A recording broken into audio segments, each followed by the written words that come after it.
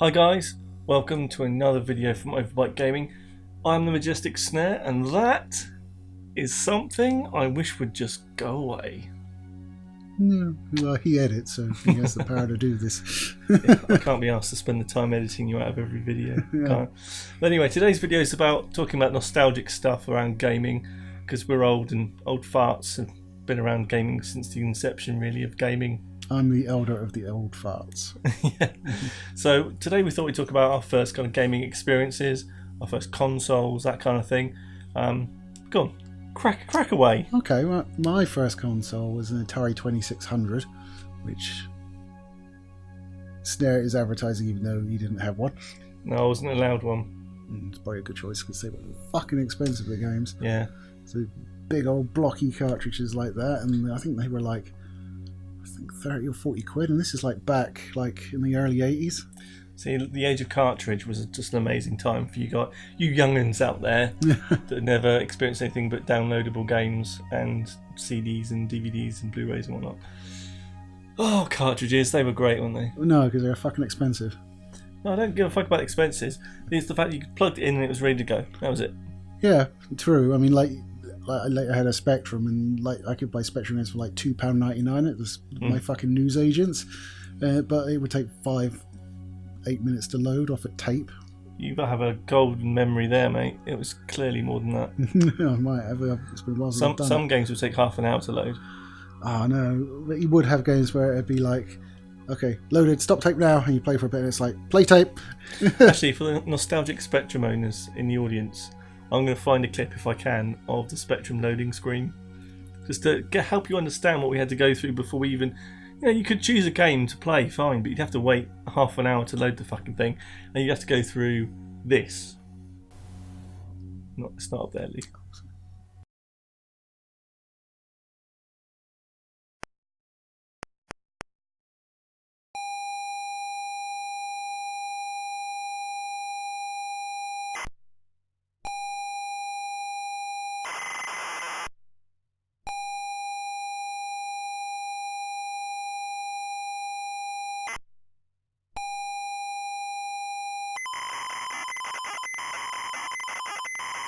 And that, my friends, was exactly how you had to put up with a horrible, squeaky loading screen for a long time.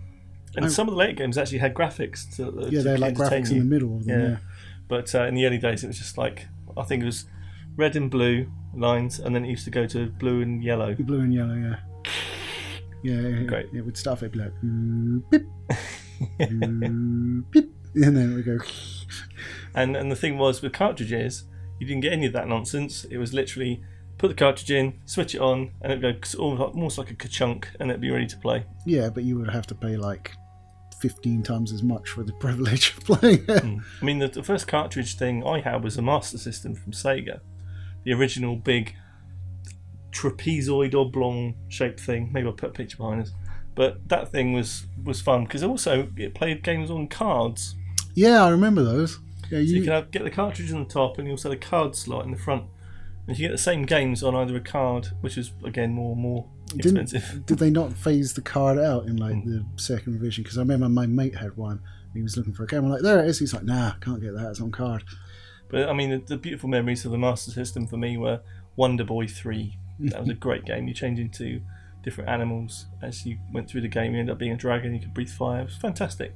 But those first memories of consoles, it was just such a simpler time. What you bought is what you got. None of this DLC bollocks. Yeah, one button on the Atari. One. On the Master System, you had 2 buttons. Yeah, see? Going up 100%. Exactly. But those early memories, I remember I inherited my older brother's bedroom when he moved out. And he had this rickety old recliner chair. It was like this beige with a wooden handle for like a... And he could... Was there suspicious stains on them? They didn't actually. I would imagine. But it was literally falling to bits by the time I got it. But I used to set it up with my Master System in front and his old TV, which was like an old classic CRT TV, but it was a big TV for the time. And that was like right next to my bed. So I had my bed and my gaming station together. It was great. I can actually go one better than that. I had what was referred to colloquially in this house as the computer room. Ooh. It's basically, it's right over there. That's what that mysterious second door in this room is. So that's what it is. Okay. I know now. I've converted it into a watery dungeon for all of my victims at the moment. But yeah, I've never seen it. It's just basically a cupboard and it's over the stairs. So it's sort of like, it's about like this, but it's got a slope on it from there where it's on top of the stairs. And we put shelving in there, and there's a store in there, and the Mega Drive and the Amiga's still in there with all the games for them. So, if I could be asked to cut all the shit in front of that door, then I could go in there and play Mega Drive and Amiga games. Well, maybe if people want to see it, we could do a little tour as a video. Yes. It's a good idea. It's a good idea because we're struggling for ideas at the moment. But certainly, like the nostalgia of going back to that time of gaming, there's good parts and bad parts. I mean, I enjoy gaming as it is these days. There's lots of shady practices that go on, and it's more of a business than a hobby as it used to be. But I really look back on those times quite of a rose-tinted spectacles, thinking, you get a game, you have fun with it, and that was that, Yeah, but you still had those games where it's like on the Spectrum, for instance, you'd wait like 10 minutes for the fucker to load, and then it would just give you an error message. You'd be like, fuck, rewind the tape, fiddle about with the volume control, off you go again, see if it works this time. Yeah, loading them from cassette tapes. God, fucking nightmare. And the games that had more than one cassette tape. Or games where you had like a compilation on an extra long cassette, and you're like, right, I want to play the third game on here. I'm going to have to load 2 games and then quit them out before I get to the third one. Awesome. Yeah, it was crazy times, and they never used to get all those 50 games on one, didn't you? Yeah, I had the 50 in one. It came with a calculator watch, which is very fancy. But yeah, there's happy memories. I mean, you guys that never experienced that level of gaming, you just wouldn't know some of the frustrations we used to go through. Certainly when you would get to the 29th minute of a half-hour loading screen and it would just stop, or the connection was gone, or you had a power cut or something. Or even, you talk about frustrations arising from early gaming, even early PC gaming, like on DOS. You'd install the game, but then you'd have to go and configure the memory. So and the sound card. Yeah, so the sound card was usually in the game launcher, but you actually had to run a different auto-exec file that actually configured your system to have enough memory to play the fuckers. Well, I don't remember that. I do remember having to make sure I knew what... is it IRQ settings for the IRQ, sound card? Yeah, it was like 225 and 1, I think mine was. Something, you had to remember your numbers, like a 5 in there somewhere. But it was having to tweak those so you could actually hear the game properly, and not having any, like what we refer to as GUIs.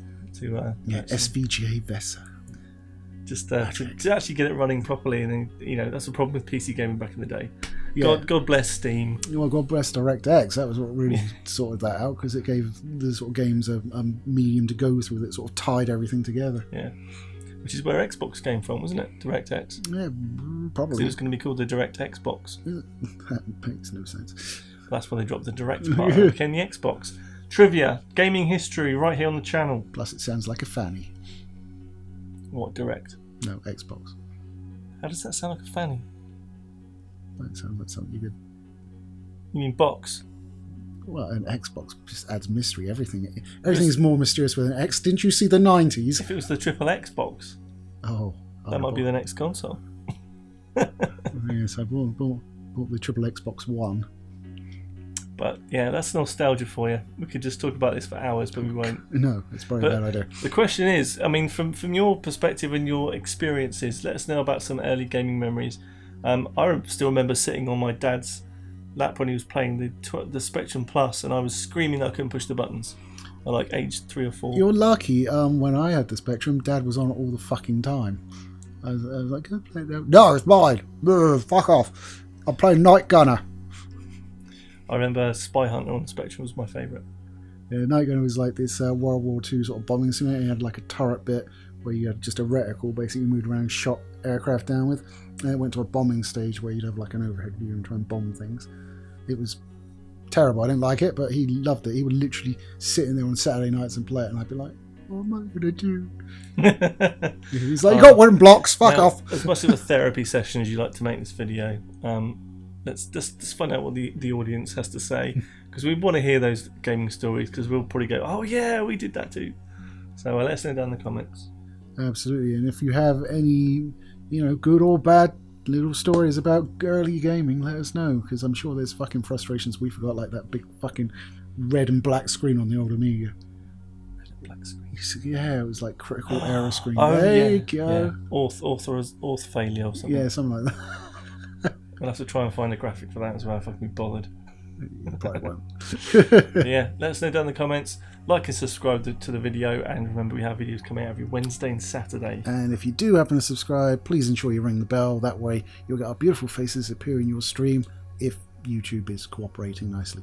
Probably not, but thanks for joining us, thanks for listening, and take care of yourselves. Take it easy, guys. Bye.